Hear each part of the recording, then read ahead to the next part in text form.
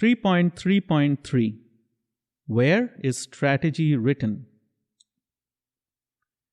If every entity has a strategy, and if some entities can have different strategies than others, then we should explore where the strategy is stored within the entity. Even when it's not explicitly written down, the strategy an entity follows may arise from natural forces playing out over its form and structure. Thus, strategy may follow from fundamental physical forces. When a long inorganic polymer is forming, various forces of attraction and dispersion ensure that simpler monomers in the environment find their way to the growth end and are incorporated into the polymer. If there are two polymers to choose from, the monomer goes towards that which is more attractive due to distance and molecular orientation.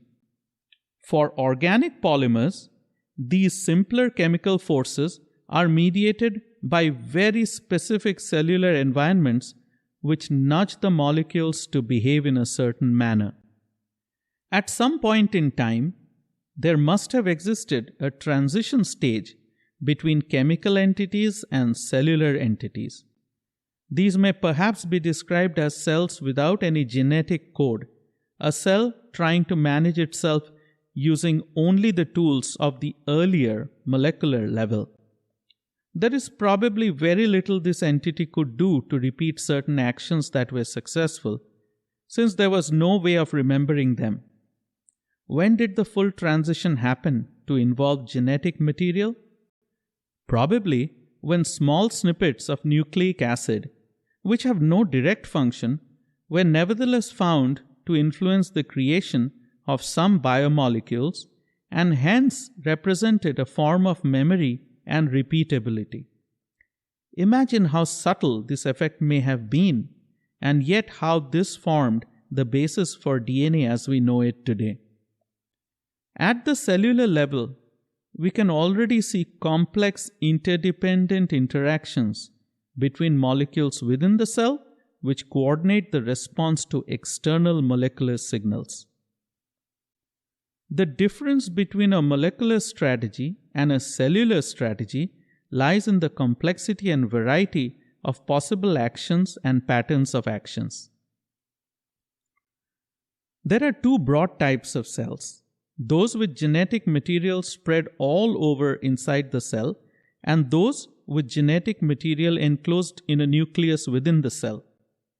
Since both of these exist, we can only assume that there is still some benefit to not having a nucleus.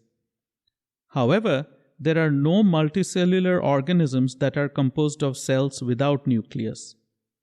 Or perhaps there are and we haven't found them. We can list many examples of strategy stored in genetic material.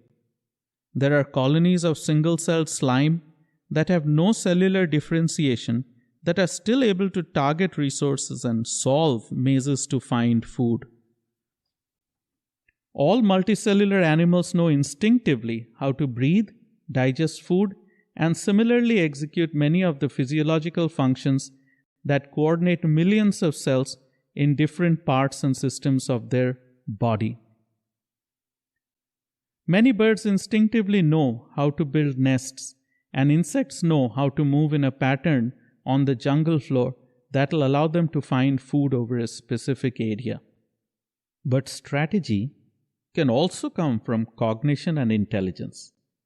Amphibians and reptiles react to their environment in broadly predefined ways based on their brain wiring. Dolphins, primates, elephants, and many other creatures have the brain power to be able to think and learn from their environment and react to it with thought. Thus, the difference between a DNA-based strategy and a brain-based strategy is, again, in the complexity, variety, and flexibility of possible actions and patterns of actions. When we get to the higher levels, that is, social entities or business entities, it is interesting to find out where the coding of the organization may exist. Human social groups may react to opportunities based on their capabilities and working relations, which transcend the arrival or departure of individual members in the group. A fast food business may ensure standardization and scalability by specifying each and every operation in a 500-page operating manual with regular audits to ensure compliance. A bureaucracy may have explicit and implicit rules and norms about behavior and responses to specific actions and events. Some startups may reinvent the mundane business processes of creating order forms, check and balances, and approval procedures that any business needs in order to operate. Some organizations depend upon off-the-shelf software packages to do these standard tasks. Large organizations may choose to devise their own processes and hire systems architects to construct these process systems. Each of these has strategic implications for many businesses. A tiger does not consciously think of breathing or digestion when it is chasing down a prey. Similarly, a large corporation depends upon the standard business processes to be working efficiently when it's closing deals with other large firms or governments.